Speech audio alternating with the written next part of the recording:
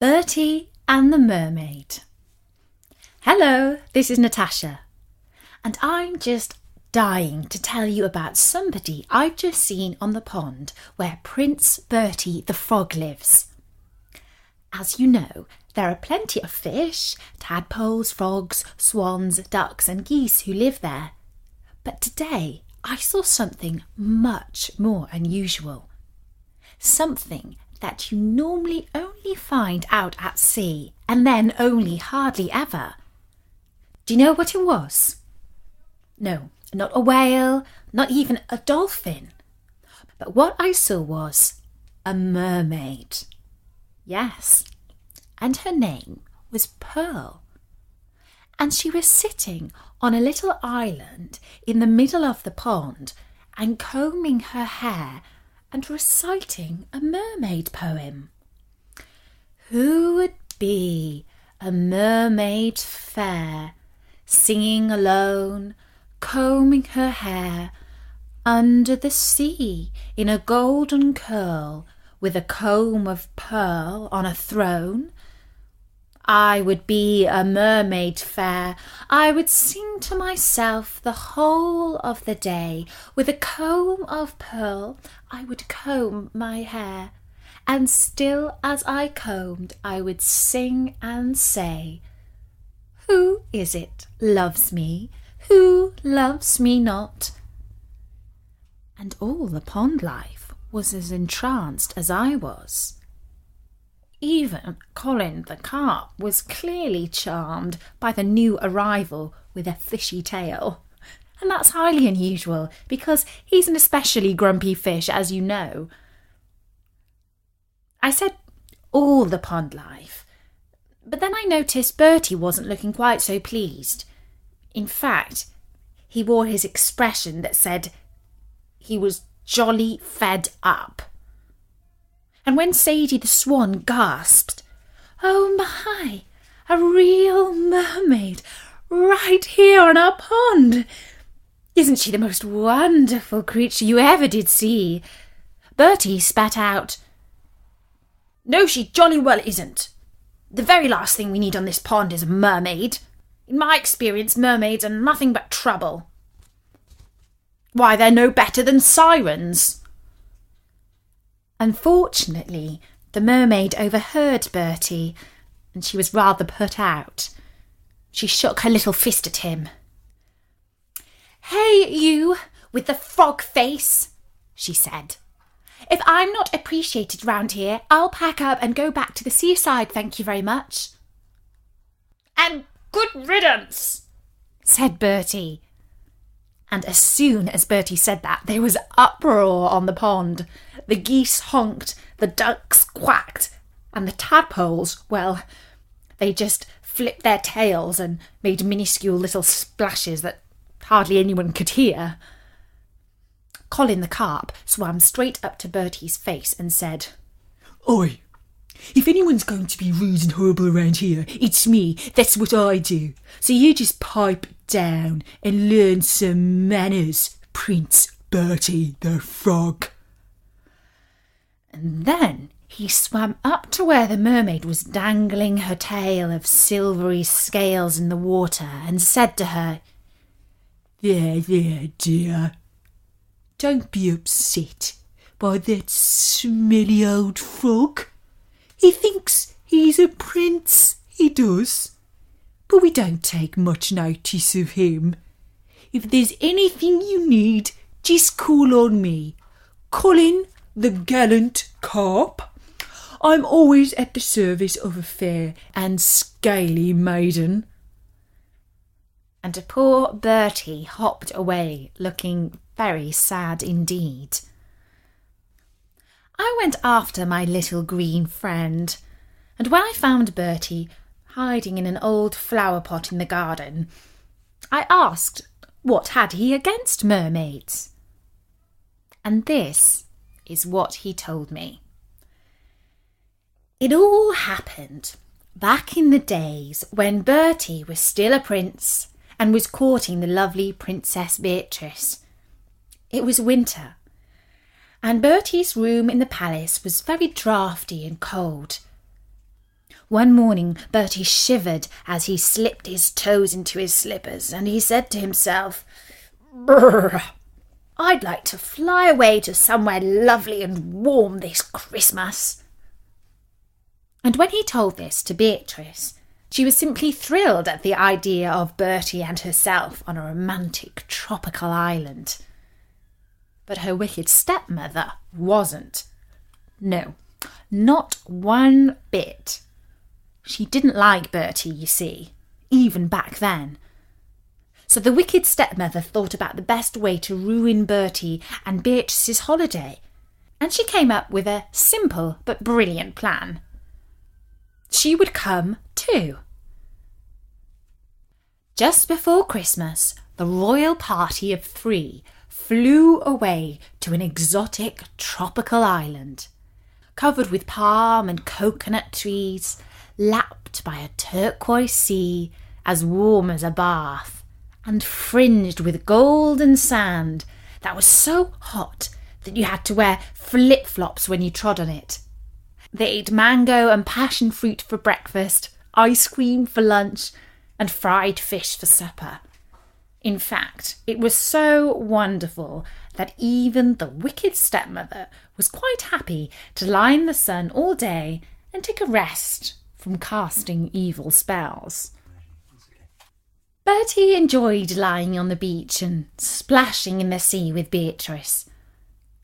But after a few days he began to feel, well, just a little bit bored by such a slow life. After all, he was used to action and adventure. And on Christmas Eve, he decided to do something a bit more active. He decided to go windsurfing. He hired a board with a sail on it, paddled out to sea, and tried to stand up on it. But oops, it wasn't as easy as it looked. Splash! Bertie found himself back in the water. It took him more than a few tries to get going, but a true prince never gives up, and eventually he was standing on the board with the wind in his sail and gliding across the sea. Beatrice clapped and cheered, and the wicked stepmother pretended to be asleep.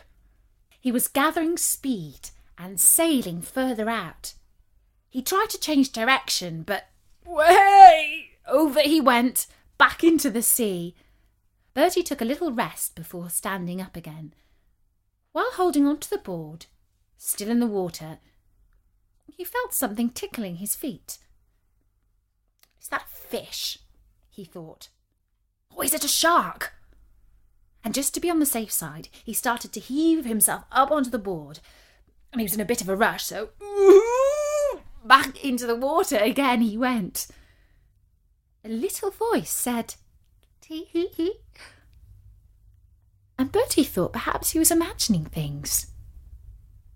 But he wasn't, because when he looked up, he saw that a pretty girl with red hair was sitting on his board. And then he noticed that instead of legs, she was swishing a tail with silver scales. "Come up, there's room for 2, she said, and she held out her hand to Bertie. When they were both sitting on the board, Bertie said, "Oh, golly gosh, a real live mermaid." And she said, "Oh, golly gosh, a real live prince." And she kissed him. Bertie went all red, and she said, "Tee." And Bertie would have blushed still more had he known that back on the beach the wicked stepmother had just handed her binoculars to Beatrice, and the princess was watching all that was happening. She was, well, furious. "Men," she said, "what on earth does he see in that redhead? She's half fish." But Bertie didn't see anything in the mermaid. He just wanted to get back to Beatrice. And when the mermaid offered to swim behind the board and push him back to the beach, He gladly agreed. She propelled him so fast that it was more like driving a motorboat than a windboard. When they reached the shore, the mermaid blew Bertie a couple of kisses, and then, with a flip of her tail, she was gone, back into the sea. Well, I don't need to tell you that Beatrice had a few things to say to Bertie about his rendezvous out at sea. Although she was the most sweetest, loveliest princess alive, she could be cross sometimes too. She made him promise, on his prince's honour, never to speak to another fishy person again. In fact, the following day they would do what she liked doing, which was pony riding, safely away from the salty haunts of the mermaids. So on Christmas Day, after they had exchanged presents, the three royals went to the stables to pick some ponies. Beatrice chose a dappled one called Snuffles, because he was the cutest. The wicked stepmother chose a black one, because black was her favourite colour. And Bertie was just about to choose a white pony when the stepmother said, "Bertie, a prince can't go out riding on a pony like that. He's far too tubby and short in the leg. Cut a dash. Take the Arabian horse, because he looks like he can really go some." And she pointed to the riding instructor's horse. He did look magnificent and full of life and spirit. The instructor said, "Oh, no, ma'am. This is a very special horse. Only I can ride him." "Nonsense!" screeched the stepmother. "Don't you know who you are talking to? Bertie is a prince. He can ride any horse he chooses." And the instructor was so afraid, he reluctantly agreed to swap with Bertie.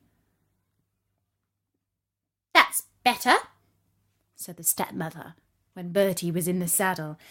"Let's ride out over the cliffs. There will be wonderful views. Maybe we can spot a dolphin or a whale, or perhaps even a mermaid." And at the word mermaid, Beatrice gave Bertie one of her crossest glances. The riding instructor shook his head and said, "Please, if I may be so bold as to give some advice, the cliff route is only for experienced riders." "Good," said the stepmother. "We are experienced." And with that, she pointed her black pony towards the cliffs, which were quite a way off. First, they cantered over the sand dunes and through the surf of the sea. Beatrice loved that because it was terribly romantic. Of course, Bertie's pony wanted to dash out in front, but he reined him back so that he was riding alongside his princess. They cut inland, along a path that meandered in and out of the jungle, but always upwards. And by mid-morning, they were out on the cliffs, overlooking the sea. It was a narrow path, with the jungle on one side and the sea on the other. Sometimes they had to step over a fallen branch, and that was really scary, because the cliffs went straight down on the other side, and they wouldn't want a horse to stumble. Then they came out to a flatter and clearer part. The sky was the truest of blues, and it was hard to say where it ended and where the sea began. "Come on, Bertie," said the wicked stepmother. "I'll race you." "Madam, I don't advise," said the instructor. But she began to canter and then to gallop, and she called out, "Come on, scaredy cats!" So Bertie kicked his horse in a nice way to say, "Go!" and boy did he go. He shot past the stepmother and her black pony and speeded on like an arrow to the edge of the cliffs. Bertie pulled in the reins, saying, "Whoa!" But the pony wouldn't stop. He galloped right up to the edge and beyond! Beatrice screamed. The stepmother tried not to smile, and Bertie closed his eyes. "If I'm lucky," he thought, "and if we land in some deep water, I might just make it out alive. But if we land on a rock, oh, that's it. Beatrice, my love, goodbye!"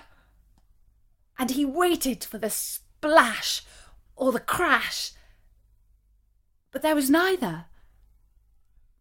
"This falling through the air is taking a jolly long time," he thought. "Am I wearing a parachute?" But he wasn't.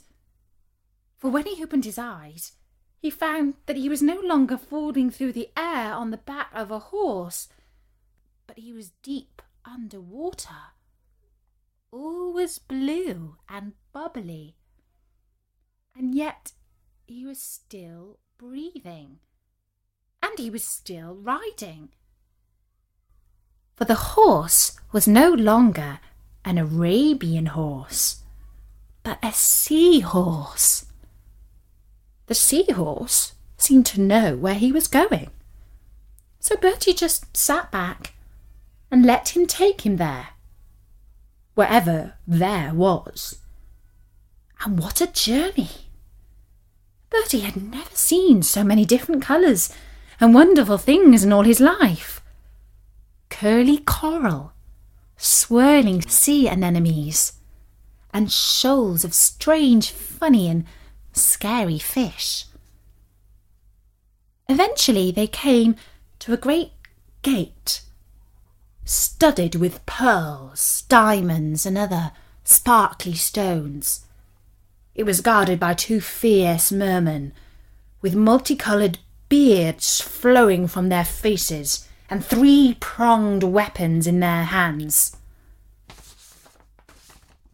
The seahorse swam straight past them and into the underwater city.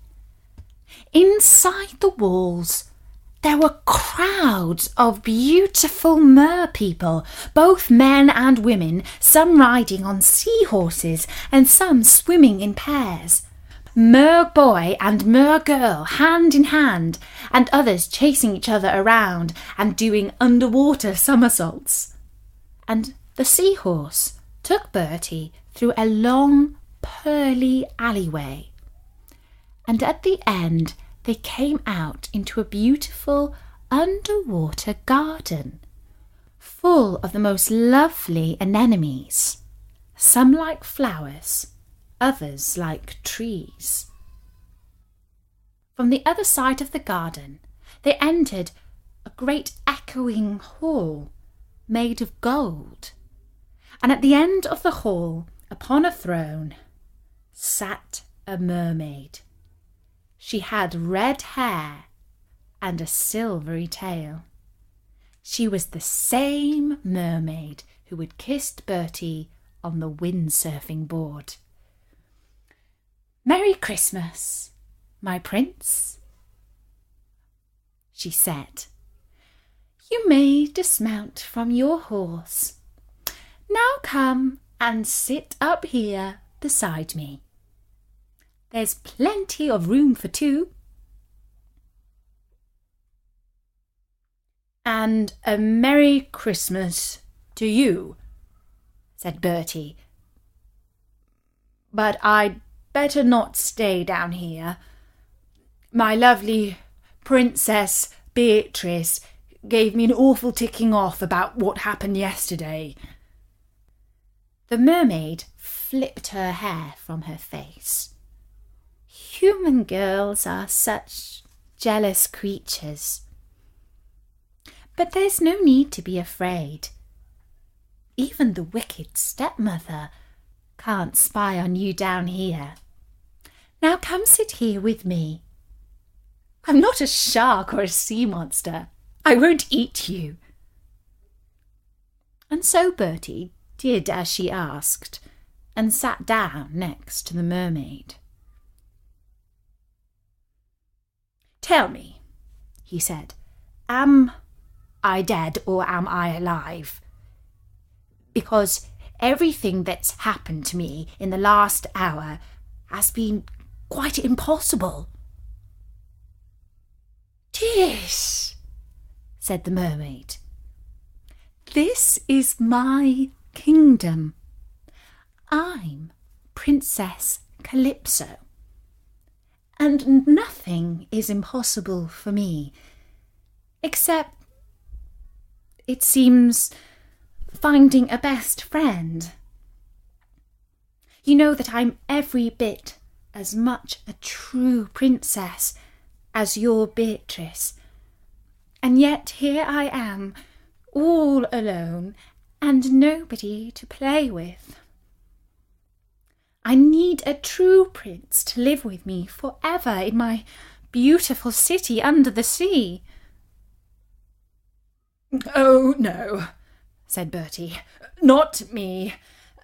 I'm engaged to marry the Princess Beatrice." The mermaid shook her head. "My dear prince, the wicked stepmother will never let that happen. Look into this future mirror and tell me, what do you see?" And Bertie looked into the mirror, and instead of his reflection, he saw a frog sitting on a lily leaf. The expression on the frog's face looked, well, just a bit familiar. There was a family resemblance, you might say. "Think again," said the mermaid, "for Beatrice's wicked stepmother has plans for you, Prince Bertie." "The frog!" "I don't believe you. She wouldn't dare." "This mirror is nothing but a trick," said Bertie, little knowing how wrong he was. But Bertie soon realised that he had no way of returning to Beatrice, and so he became a prisoner of Princess Calypso and had to stay with her in her gilded palace. She loved to swim and dance with him, and to go riding on sea ponies. They ate seaweed and drank the milk of sea cows, and in the evenings the mermaid princess either combed her long red hair or played on her harp and sang, "But at night I would wander away, away. I would fling on each side of my low-flowing locks, and lightly vault from the throne and play with the mermen in and out of the rocks. We would run to and fro and hide and seek on the broad sea walls in the crimson shells, whose silvery spikes are nigh as the sea." They spent almost a week like this, and to tell the truth, everything was so new and interesting that Bertie did not have time to be bored. But no matter how pretty or attentive Princess Calypso might be, she was no equal to his one and only Princess Beatrice. And then on New Year's Eve, when Bertie and Princess Calypso were playing hide and seek around the sea garden, a merman in a suit of armour made of lobster shell rode into the city on his seahorse. He went directly to the throne to look for the princess, and when she was not there, he came out into the garden and called, "Calypso, my lovely, it's me, your beloved Prince Melrose, back from the war against the crab people of Atlantis." But Calypso didn't answer. Only Bertie said, Oh, hi there. And whom might you be? Boomed Prince Melrose. Why, I'm Prince Bertie. I'm just staying here as a guest of Princess Calypso. A prince, you say? A guest of Princess Calypso? Well, in that case I might just fight you to death, for the princess is my fiancée. Oh, no need for fighting, said Bertie. You can have her all to yourself. I'll be glad to go off home. What? Are you saying that my mermaid isn't good-looking? No, not at all. Isn't she the most divine and beautiful creature under the sea? Well, under the sea perhaps, but up on land... Put on your armour and mount your sea steed, for I challenge you to a jousting match. Just then, Princess Calypso appeared from behind a coral reef and said, "Oh, how thrilling! A jousting match!" But to tell you the truth, Bertie wasn't at all thrilled, not one bit, for he had never jousted before on the back of a seahorse. Anyone who was anyone in Mer City came out to see the match, which took place in a courtyard right in front of the palace. Princess Calypso sat high up on a throne of gold, and the two princes sat astride their seahorses before her. She kissed her sash and threw it to Prince Melrose. "I really don't care a bit," said Bertie to his rival. "I told you that I really have no interest in Princess Calypso." "And for that insult to my princess, I'm going to knock you off your horse and into Kingdom Come," said Prince Melrose, and he looked like he meant it. The heralds sounded their conches, and the princes took up their positions at either end of the courtyard. Bertie's seahorse was the very same one that had brought him over the cliff and down into the city of the mer people, and he wondered how much he could trust it. But he put such thoughts out of his head, raised his lance, and looked down the point at Prince Melrose's breastplate. His horse was chafing at the bit, and it took all Bertie's strength to rein him in. Prince Melrose was snorting even louder than his horse. There was froth from his beard. He was a sea warrior to contend with. Princess Calypso gave the signal, a wave of her handkerchief, and both the seahorses knew what to do. They charged towards each other. Bertie understood it was complete madness to gallop headlong into collision like this. Both knights would be knocked senseless into the crash, and presumably Prince Melrose knew the same thing. It was just a matter of who was the craziest and who would give way at the last moment. Bertie leaned forward to try and get his lance out a bit further and hit Prince Melrose first.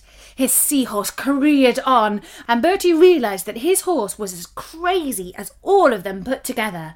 There was no point reining him in. And then Melrose and his horse swerved to the side. Bertie gave him a glancing blow with his lance, and Melrose came off his mount and was tumbling over and over through the water. All the mer people gasped, the conches sounded, and Bertie was triumphant. "Yes," he said, "I did it! Or rather, my crazy seahorse did it for me. Na, na, na, na, na." He rode up to the royal box, and Princess Calypso offered her hand for the victor to kiss. "Bertie, you are magnificent," she said. "Tomorrow is New Year's Day. It shall be our wedding day." "Oh, no, it won't," said Bertie. "I mean no offence, but I've referred before to the fact that I'm going to marry Princess Beatrice." "No, you shan't, screamed Calypso. "You'll stay here with me forever and a day." "Fine," said Bertie. "It's no problem for a prince to wait ever and a day for his princess."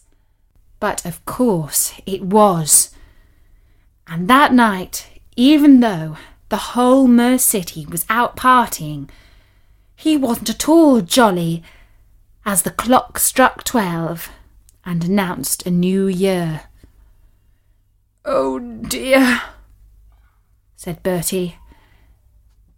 "How many years make forever?"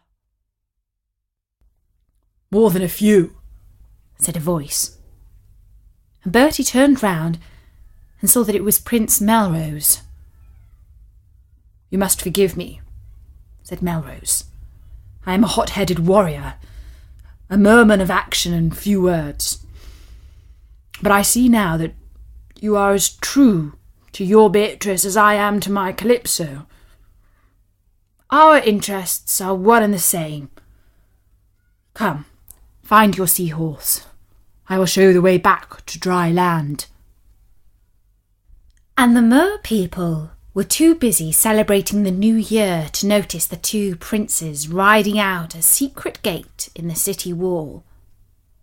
They rode for about an hour, until at last Bertie's head rose above the water, and he breathed fresh air for the first time in a week. His horse was again an Arabian horse, and he swam with Bertie on his back towards the beach. Eventually, Bertie rode out of the surf and onto the beach.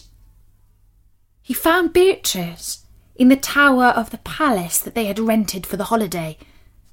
She was quietly sobbing to herself about the worst Christmas and New Year that she had ever had. And then her prince walked in. There, he said. And at first she could not believe her own ears. Surely she was dreaming. But she wasn't, because her prince had returned. And that's the story of why Bertie doesn't like mermaids. But I suppose you're wondering what happened to the pearl mermaid who came to live on the pond. Well, that all turned out well too. You see, the tadpoles kept on asking her lots of silly questions like, "What did the sea say to the mermaids?" The answer being nothing. It just waved. And Colin the carp kept on offering to take her out to his favourite dead fly restaurant. And Sadie the swan kept on asking her for her autograph. So Pearl decided that living on the pond wasn't all that fun after all, and she decided to try the town swimming pool instead. And I can tell you that when she appeared on the end of the diving board, she created quite a stir. So it all ended happily for everyone. I do hope you enjoyed the story. Oh, and Bertie says that, by the way, the mermaid poem is by the very famous poet Alfred Lord Tennyson. And don't forget, there are loads more stories on storynori.com. So until then, from me, Natasha, bye-bye!